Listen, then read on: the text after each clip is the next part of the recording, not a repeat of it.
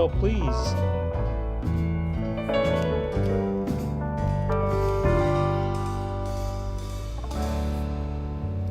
And here's where we always get nervous and wonder if the music is going to start up again. We call that looping. Is it going to loop? Hello, Carolyn. Welcome. Glad to see you. Yes, it is a busy week. And yes, I, along with you, am going to not shed any tears over the year 2020 disappearing. Howdy, Kurt. Adna. How is it out there on the ranch?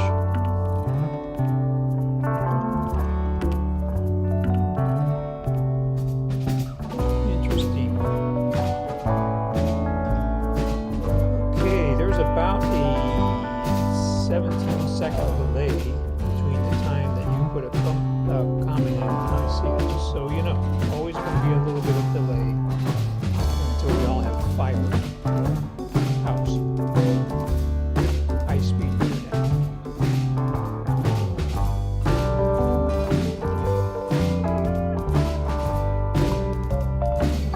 And there's Helen. Hi, Helen. Glad you could make it.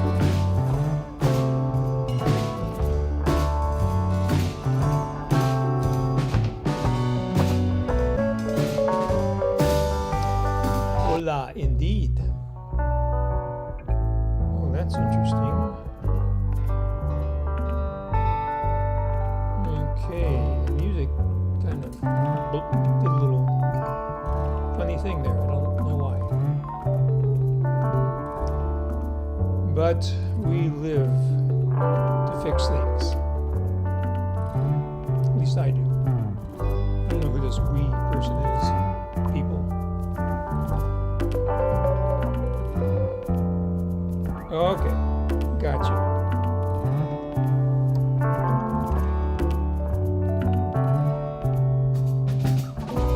Thank you, Kurt. This is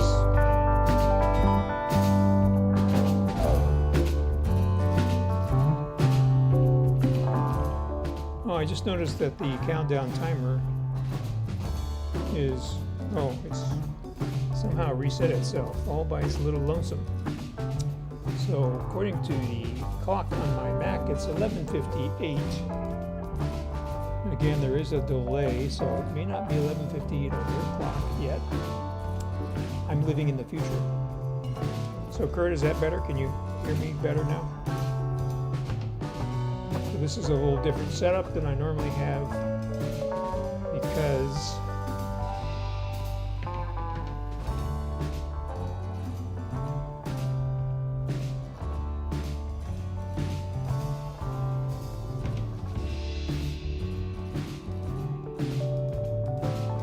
so hopefully my audio is good. I can turn it up a little bit if you like. So tell me, especially after the music stops, whether you can hear me well. Because, like all of us, I want to be heard.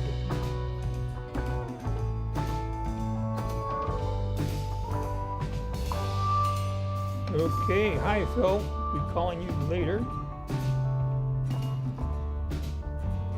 Good afternoon.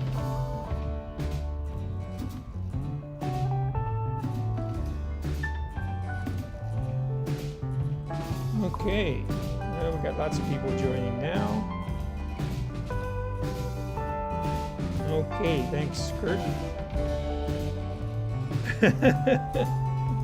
Keep trying, Kurt.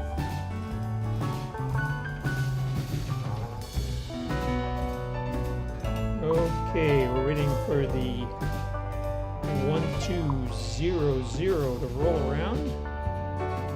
And there we go. Thanks, Kurt. Third time's a charm. And that music is going to go away. And we're just going to make it go away right now because It's high noon. Welcome to Go for Lunch, number 33. Amazing. We've done this 33 times. So I'm glad that all of you are joining us today. If you're new here, let me know. Type new in the comments. I'd like to greet you. And if you are new, you may not know that I'm Roger Harmon with GoFor Technology, where I help your technology work for you. This program is all about helping you learn more things about your Apple products and other related technology. So today we're going to talk about calculations. The program works a lot better when you ask questions. So please put your questions in the comments. I'll be checking from time to time for those questions and give you some answers. And by doing that, by putting a question in the comments, that you not only get the answer for you, but for all of us here. So that is a great way to make this program better. Hi, Betty and Doriana and Judy. Welcome, everybody. Good to see you all here today. So let's just jump in and talk about calculations. And hopefully I have reset my keynote, which I haven't, so don't look right now. Okay, should have said don't blink, I guess. So calculations.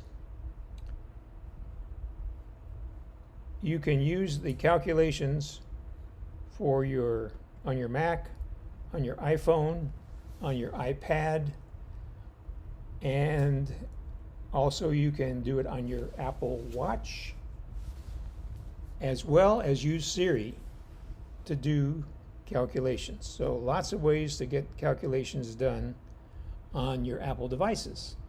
So let's talk about the Apple calculator. So the Apple calculator looks exactly like this on your Mac. It has the same kind of functions as a little, pocket calculator that you probably have somewhere around your desk. It has the number pad, a clear key, a key to change from positive to negative numbers, a percentage key, and down the right side, of course, all the mathematical operators with an equal key at the bottom. So it's pretty basic and pretty handy because you can just keep it in your menu bar at the bottom of your screen on your Macs and click on it anytime you need it. So let's kind of dive into some of the other functions of the calculator, like you can have a scientific calculator. So not only can you do basic math, you can do more advanced math. So the other features we're going to talk about are conversions, speech, a paper tape that allows you to record your calculations, just like on a calculator in your office that has a paper tape. So that's interesting. Somebody's calling me on FaceTime. Hope it's nothing important.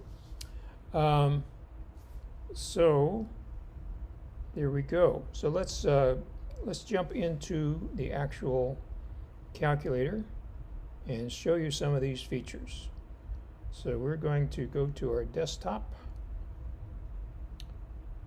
and we're going to go into the calculator, which is here in my menu bar, and there it is.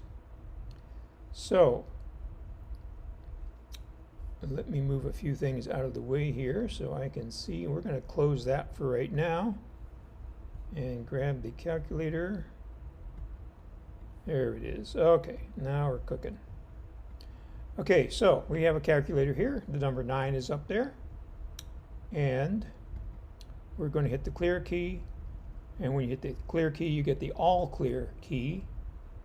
So it's already 0. So let's talk about some of the things it can do. Of course, you can do math, 12 times. Here's a little trick that you may not know. But if you put a number in, hit the equals key, it will multiply that number by itself. 12. 1. or not. So you maybe, can you hear the speech of the calculator? This should bring a 1. That's interesting. So in rehearsal, that brought up a number of 144. So we're not going to worry about that, but we're going to go on to some other functions here. So up here in the menu bar, you will see the word convert. So when you hit convert, you get a whole bunch of things that you can do conversions on.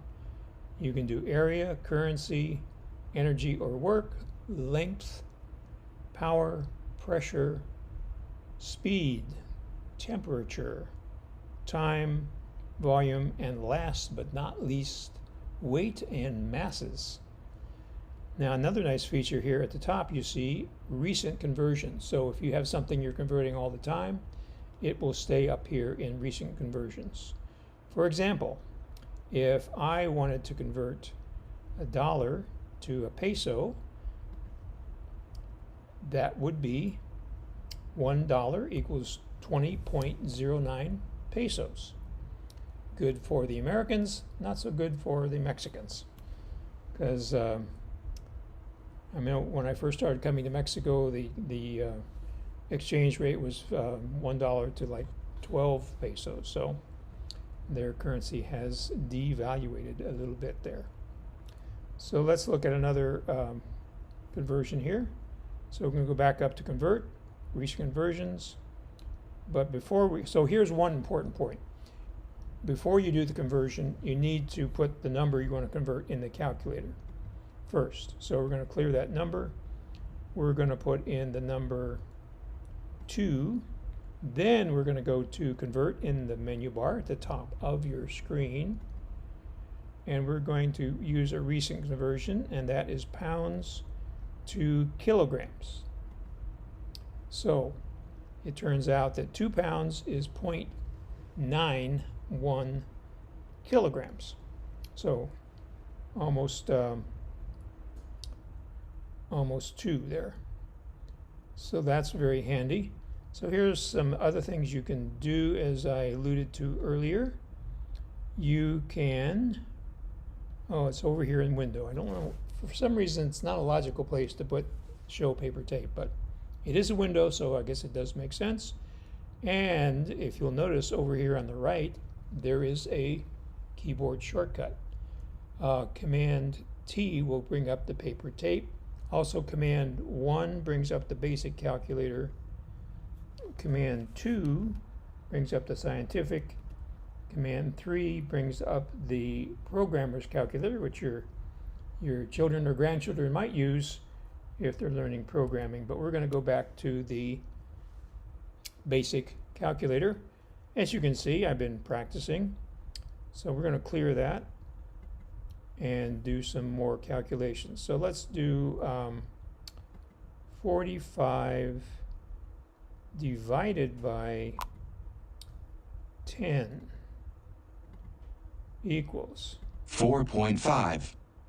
Now there's the other feature that I was telling you about is speech. So it will actually speak your results.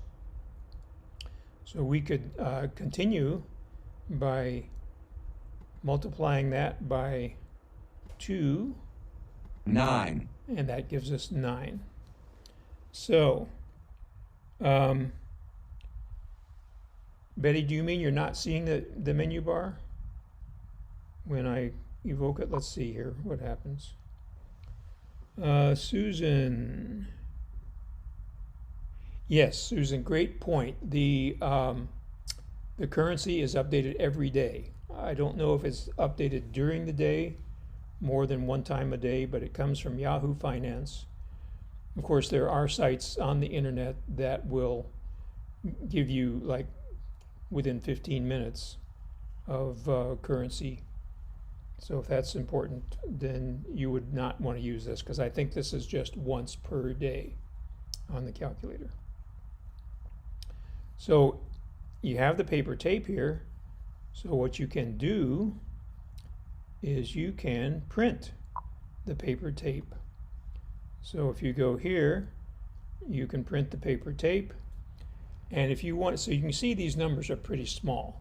So if you wanted to make these numbers bigger, you can, instead of printing it, so I have to get over here and move this. Oops, can't move it.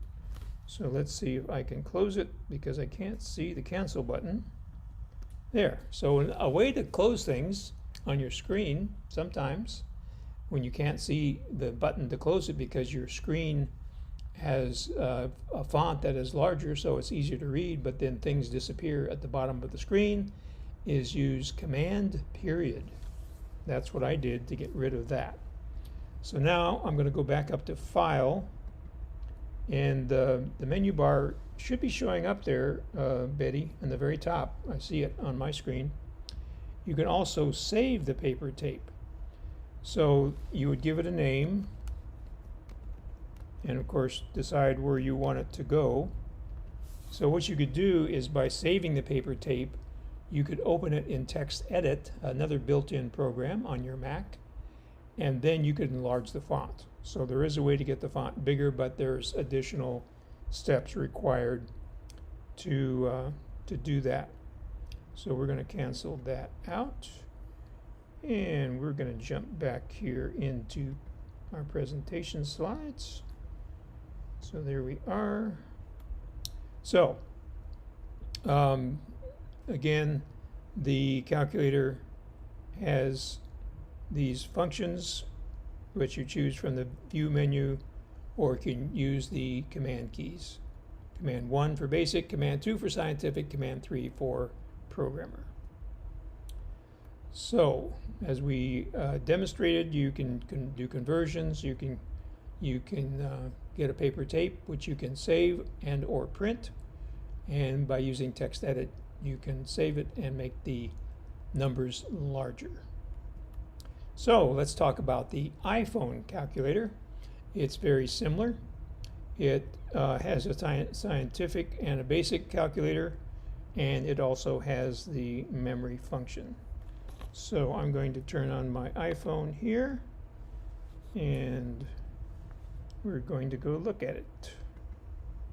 So there you should see the iPhone on the screen, and same kind of thing. So here that function works. If you hit 12 and hit the equal signs, it multiplies 12 times 12. Obviously, as we noticed, it doesn't work on the Mac for some strange reason. So of course we can hit the clear key to clear that. Now, to get to the scientific calculator, we simply rotate the phone 90 degrees into landscape mode, and there is the scientific calculator. And the memory functions are there. So if I can check and see if there's anything in memory. So the memory functions from the left is memory clear, memory plus, memory minus, and memory read. So I'm going to tap on memory read, and as you can see, there was a number in there. So it keeps those numbers in there as long as you need. I mean, I've had this phone turned off and reset, and that memory retained that number. So that is a nice feature. Now, on the iPhone, there is no actual conversion built into the iPhone calculator. There are numerous apps that you can get from the App Store that will do conversions. Some of them are free, some of them cost a little bit more, depending on their complexity. So that is the story on the iPhone. So a lot of us have that wonderful device called an iPad. Now, on the iPad, the calculator is missing in action. You can get third-party calculators from the App Store. I would suggest paying 99 cents for one of those minimum, because the free ones are not really free, because you're going to be aggravated by ads popping up. So if you want a no ad iPad calculator, you're going to have to shell out a few pennies. So you may be wondering, why does the iPad not have a calculator? Well, I happen to have an answer for that. So let's go here first. So we are going to look at Safari. There we go. So this is Marcus Brownlee, a well-known YouTuber, and this is Air Force One, as he is known in the Mac community, also known as Craig Federici, Senior Vice President of Software Development at Apple Computer. So when interviewed recently, Craig explained the reason there's no calculator on the iPad. Quote, "We want to do it when we can do it really, really well. And honestly, we just haven't gotten around to doing it great. So that's why it's not there." Well, look, here's a little headline that might be intriguing you about why is the weather app on the iPad not really beautiful. Again, Craig says, what would a great weather app for iPad be? Let's do that before we do it, which means let's create a great weather app on the iPad. Well, back in March, Apple happened to buy a great weather app called Dark Sky. And they shut down the Android version of Dark Sky. And they put it, oh wait, they didn't put it on the new iOS operating system, iOS 14 or iPad OS 14. Don't know why. I guess it's not as great as they want it to be. So that kind of answers your question about how and why the iPad doesn't have a good weather app and why it doesn't have a calculator. But you can add them by going to your friendly app store. So Siri is another way that you can do calculations. So here's a little tricky part about Siri on a Mac. Obviously on an iPhone you just say, "Hey S lady," and she pops up and you tell her what you want. On a Mac, there's several ways to evoke Siri. There's a little icon in the upper right hand corner of your screen, a little blue icon that you can click. But the tricky part about excuse me, about Siri is that cheers.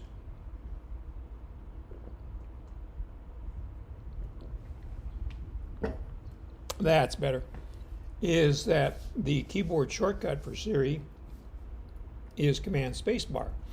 The keyboard shortcut for bringing up Spotlight is Command Spacebar. So the difference is you have to hit the spacebar as you're holding down the command key very quickly to get Spotlight. You hold it down a little longer and you get Siri. So I'm going to hold it down a little longer and say, what is 12 times 12? It's 144. So again, we get the speech. We can also do conversions with Siri. How many kilos in a pound? 0.45 kilograms. So she'll do conversions and she'll do math. And of course, Siri will do much more and is getting better every day. This brings us to questions. What questions might you have about calculations on the Mac, the iPad, the iPhone, Siri? The Apple Watch basically is, a very tiny little calculator on your watch. So let me know what questions you might have. And while we're waiting for those questions, let me ask you to subscribe if you haven't already to this YouTube channel. And when you subscribe, you'll notice a little bell to the right of the subscribe word. And that lets you be notified automatically every time we post a video, which is sometimes more than once a week. So you'll get those special GoFor Tech briefings, and who knows what else I might throw up there.